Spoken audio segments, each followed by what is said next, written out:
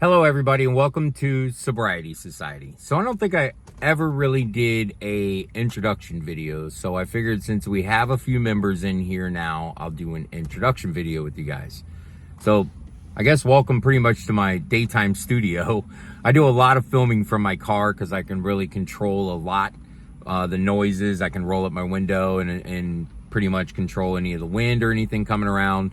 And inside my house, I have dogs, so sometimes I can't control them at all, so they end up interrupting. So I want to welcome everybody to the group, introduce myself. My name is Brance Kane. I live in Florida, around the Tampa Bay area in Tarpon Springs, Florida. We're right on the coastline, on the west coast, just west of Tampa. So a little small town, fit in between Palm Harbor and basically Newport Richey, or Clearwater and Newport Richey.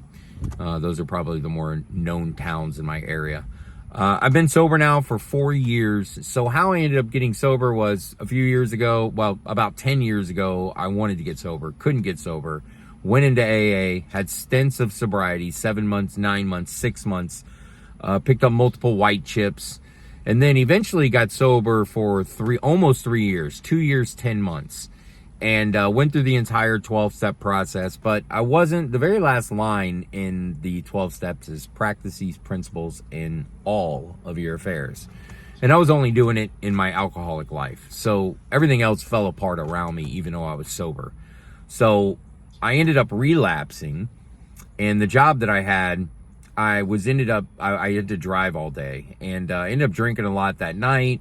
Into the morning time, got into my truck, was found on the side of the road by a good Samaritan, managed to not hurt anybody, got off the highway and pulled into this area. A good Samaritan followed me off the road.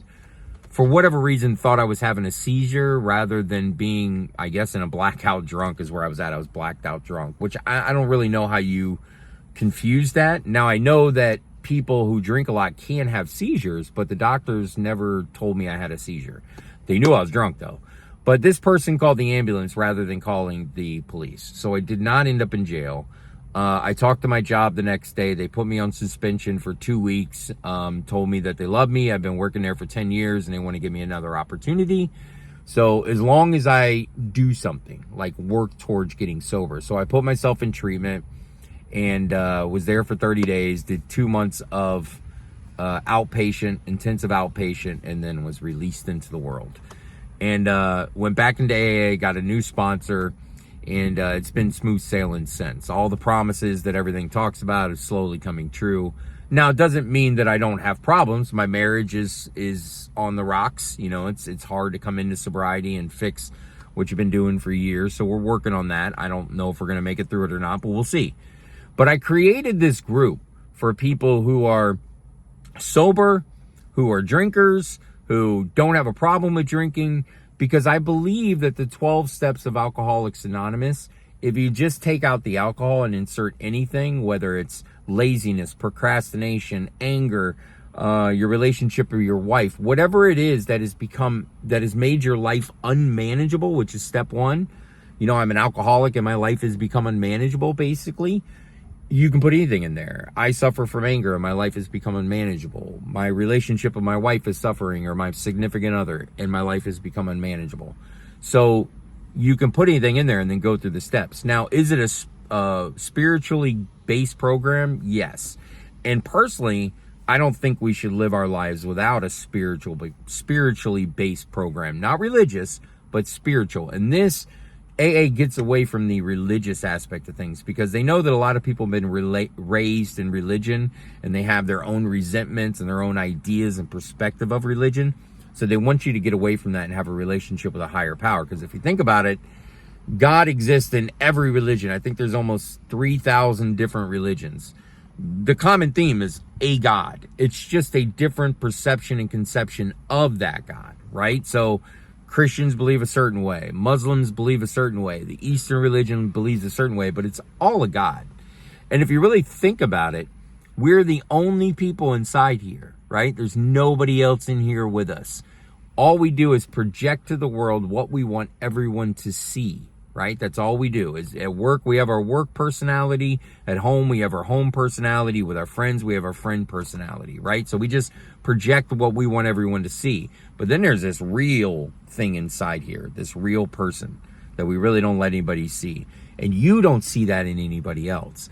And all that is a data storage system of where you lived, how you were raised, who your parents were, who your friends were. If you grew up in Indiana or you grew up in California, those are two completely different cultures, two completely different perspectives on life. So you can come across the same problem and have two completely different perspectives about it just based on where you were raised, right? So that's all this is data. So you approach everything into your life with this data, these ideas, these conceptions, all of these things. And then you impose that onto the world by talking and speaking and sharing and debating, right? So we're talking about our own perspectives and our own ideals all the time. So the idea is this group is to help you create your own conception and your own understanding of a higher power so that you have something to work with other than yourself, right? That's all we have to work with is the stuff our parents taught us and that we learned and picked up from our environment. Depending on where we lived and how we were raised, we can either be cynical or hopeful or positive or negative, all these different things. Then we just need to figure out how to settle down and just be ourselves, that true person on the inside. I think the only way you do that is through a spiritual connection of a God of your conception. I'm not saying, you've heard in AA that people go, oh, a doorknob, a chair, a tree. That's not how it works, right? We understand that there is something more intelligent involved. If you look at Mother Nature, it's just amazing how complex this whole world is. And a lot of people say that we're the bacteria of the world. We're a disease. I don't think so. The trees produce oxygen. We breathe oxygen. We produce carbon dioxide. The tree produces carbon dioxide. Our fingerprints look like trees. Our lungs look like trees. You know what I mean? Our eyes look like the universe and stuff like that. There's so many things that correlate with how we are. Everything that's in us is in the universe. We are not the entire world, but everything that makes up the world is in each one of our cells. You know what I mean? So there's some commonality between us and the universe and how we fit together. So I want to help you guys find that and build a life you are not willing to trade for anything. You know what I mean? Not for a drink or a drug, not for TV, not for your cell phone, not for your family, not for, you know what I mean? It's about building something inside here, because if you become your best self, then everyone around you is going to benefit. And that's what God put you here for. You're here to make a difference in your small little world, right? But nobody can really benefit from you fully unless you are fully giving what you have to the world. If they don't see what you really have inside, then nobody's benefiting from it. If you let it out, then people can actually benefit from it.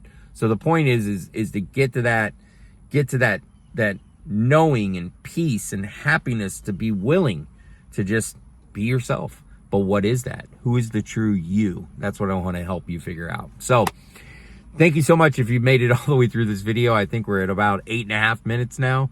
So thank you so much. I appreciate it. I welcome everybody into the group. I encourage you to participate, share your problems, your perspective. I can't tell you how many times 10 people have told me something. One person comes along and says it in a way that makes it click, and it changes everything for me. That's what I want this group to be. I want everybody in here to coordinate and to share their perspectives so that people can grab onto things that will help them live a life of peace and joy and happiness, because that's really what it's all about. We're only here. Look, I'm 51, man. I spent the last 30 years drinking, and not all of it was awful, right? Not all of it was awful. I've had a very good life. I'm very blessed, right? But moving forward, I want a lot more than alcohol. I want a lot more than worry. I want a lot more than anxiety. I want a lot more than lack. I want a lot more than stress. I don't want any of that stuff. I want all that out of my life. And I want peace, joy, love, happiness, serenity. These are what I want. Love. And I just want to help people and be of service. So thank you so much, guys. Appreciate it. That's it. That's all I got. Have a great day.